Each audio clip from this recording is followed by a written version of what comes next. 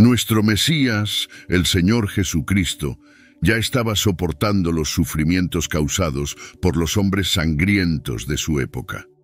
A medida que tomamos conciencia de las personas detrás de la atroz crucifixión de nuestro Salvador a través de los testamentos en la Biblia, nos enfrentamos con una pregunta perturbadora. ¿Qué sucedió con esos hombres que causaron la caída de nuestro Mesías?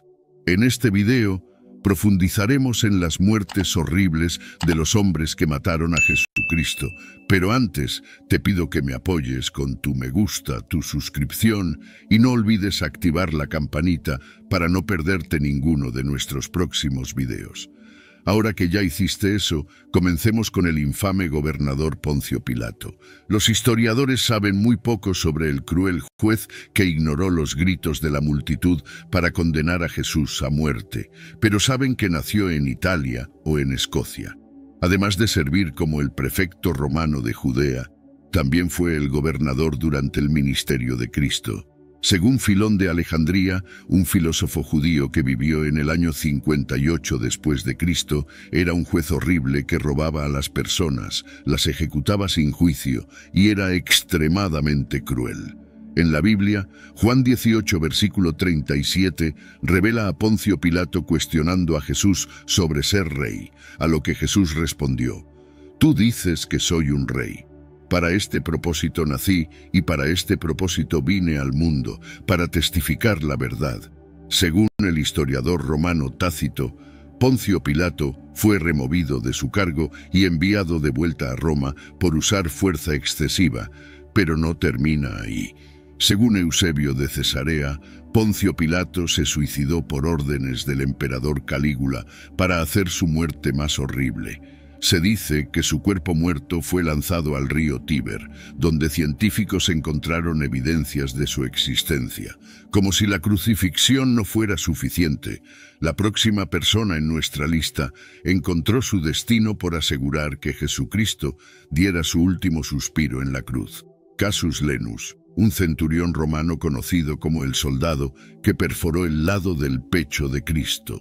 El nombre del centurión de Capadocia, Turquía, se da en el Evangelio de Nicodemo, un libro prohibido de la Biblia, aunque ninguna historia bíblica revela su nombre. Según el libro prohibido, se convirtió en un cristiano devoto después de que su visión fue perjudicada por la sangre y el agua de Cristo que salpicaron en sus ojos. Debido a su nueva fe, fue arrestado y decapitado como uno de los primeros mártires. Durante mucho tiempo se creyó que su cabeza decapitada poseía poderes mágicos y curó al rey Herodes de Judea, un hombre que también sufrió una muerte horrible por tramar la muerte de Cristo durante su reinado de 74 a 4 antes de Cristo. El rey Herodes, un títere de Roma, supervisaba el territorio independiente, pero aún fuertemente influenciado de Judea. En la Biblia podemos ver al rey Herodes siendo retratado como un hombre horrible que no tuvo nada que ver con la crucifixión de Jesucristo. No obstante, lo que hizo fue más allá de la crueldad, pues asesinó ferozmente a personas inocentes tras saber de la llegada del Hijo de Dios. Estaba obsesionado con destruir a nuestro Mesías antes de que pudiera madurar, temeroso de tener un rival potencial al trono, e inició una matanza, masacrando a todos los bebés en Belén de 2 años de edad o menos. Una voz fue oída en Ramá, lamento, llanto y gran llanto. Raquel llorando por sus hijos, rehusándose a ser consolada, porque no existen más. Mateo 2, versículo 18. La crueldad del rey Herodes va más allá de matar a aquellos que están lejos de él, pues también lideró el asesinato despiadado de sus 3 hijos y una de sus esposas. Podrías preguntar qué hace que su muerte sea digna de un lugar en nuestra discusión. Los expertos creen que murió de problemas relacionados con la gonorrea o insuficiencia renal, según Jan H. Meehan de la Universidad de Washington. Las evidencias están en los relatos de los últimos días del rey Herodes. El rey sufrió de picazón severa y dolor en los intestinos, tuvo dificultad para respirar, soportó convulsiones frecuentes y sufrió una infección en sus genitales. Con la severidad de sus acciones, podrías decir que merecía una muerte más horrible por matar a bebés inocentes solo por miedo a ser superado. Pasando a otro hombre que sufrió una muerte horrible a manos de su pariente, el emperador Tiberio. Mientras Tiberio gobernaba Roma desde 14 hasta 37 después de Cristo, los evangelios nunca afirman que tuvo algún papel en la planificación del asesinato de Jesucristo. Puede no parecer importante ahora, pero hace 2000 años, Judea estaba muy lejos de los asuntos de Roma.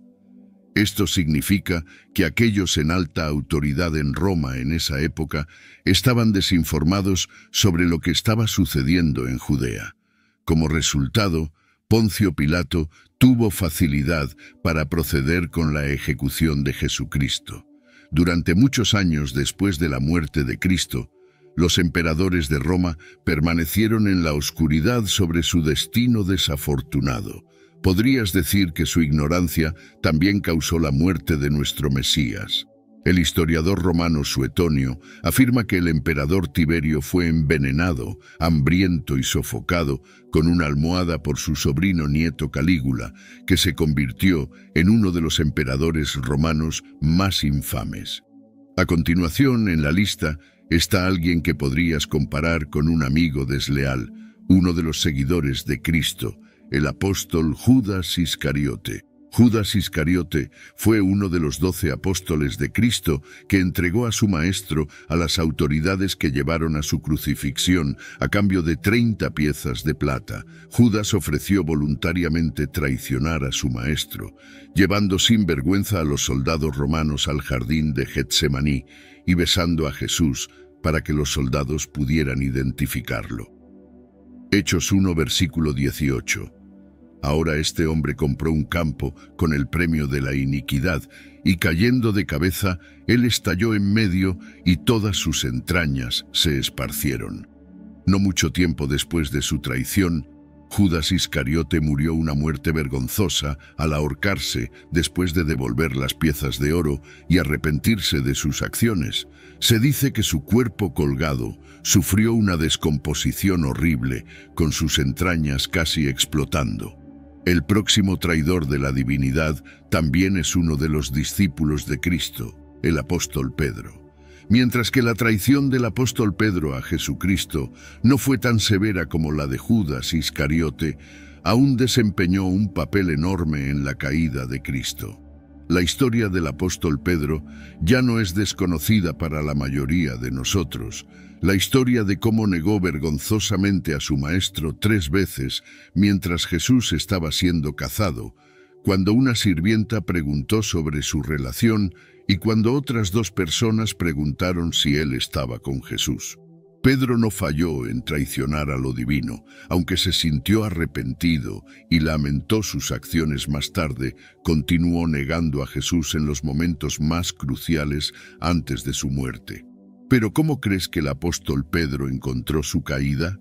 Bueno, no es tan diferente de cómo murió Jesucristo. El apóstol Pedro fue condenado a muerte por crucifixión por el emperador Nero en Roma en el año 64 después de Cristo, con la intención de replicar la muerte de su Salvador. Sin embargo, sintiéndose indigno de morir de la misma manera, el apóstol Pedro fue crucificado cabeza abajo, haciendo su muerte más temible. Finalmente, llegamos al último hombre que fue responsable de la muerte de nuestro Salvador. Cuando Jesús fue condenado a la crucifixión durante su cautiverio, el sumo sacerdote José Caifás siguió la tradición judía y ordenó su arresto en el templo hasta que un consejo de sacerdotes oyera su caso. Con la clara intención del sumo sacerdote de matar a Cristo inmediatamente, ejecutó su plan en secreto y así el veredicto fue anunciado bajo el manto de la oscuridad. Caifás y su suegro Anás conspiraron juntos para eliminar a nuestro Mesías, usando su influencia y poder como líderes religiosos distinguidos durante el ministerio de Cristo. Después de ser interrogado, Jesucristo fue transferido directamente a Caifás, el sumo sacerdote, por cerca de 12 años en la época, a pesar de no tener la autoridad para ordenar la muerte de las personas. Caifás acusó a Jesús de blasfemia y lo condenó a la muerte con la ayuda del gobernador Poncio Pilato. Se cuenta que Caifás vivió una larga vida después de condenar a Cristo a la muerte por muchos años.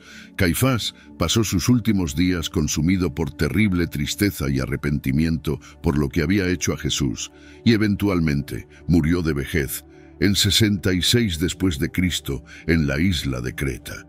Entre todos los demás hombres, Caifás pudo haber tenido la manera menos horrible de morir, pero solo nuestro Dios sabe qué destino infernal acabó teniendo después de lo que hizo a nuestro Salvador Jesucristo.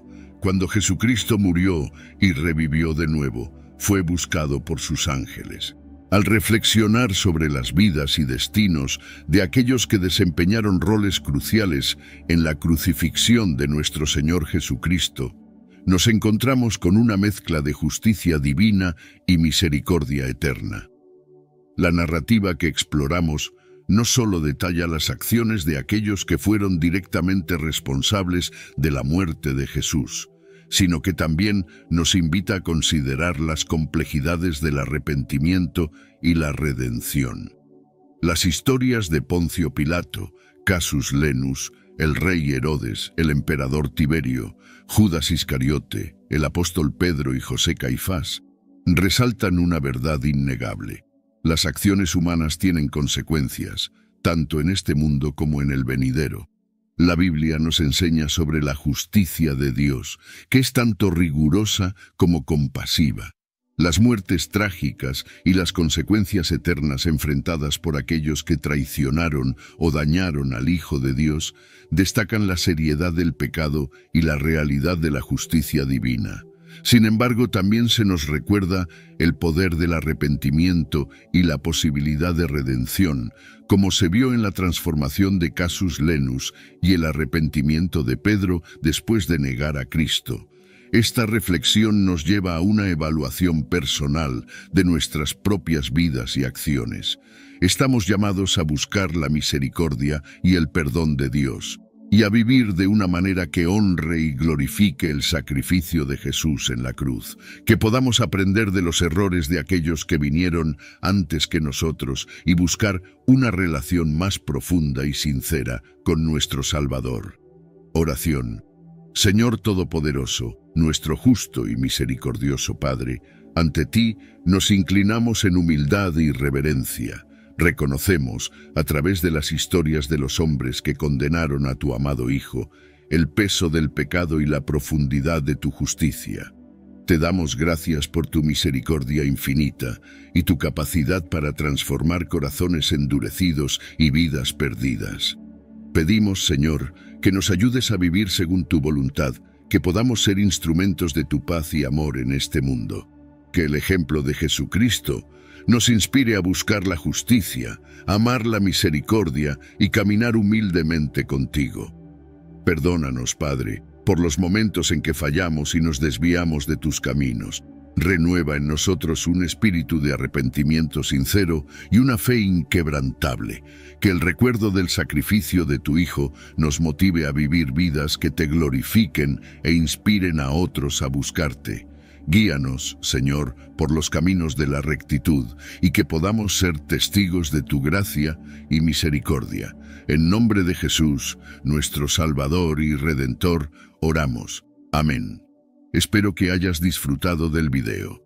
Si este contenido fue valioso para ti, te pido que me apoyes con tu suscripción para que no te pierdas ninguno de nuestros próximos videos. Compártelo con las personas que conoces. Dale un like y deja tu opinión en los comentarios. Esto hace que el video alcance a más personas. Juntos podemos iluminar más mentes y expandir nuestro entendimiento. Gracias por estar aquí y que Dios te bendiga.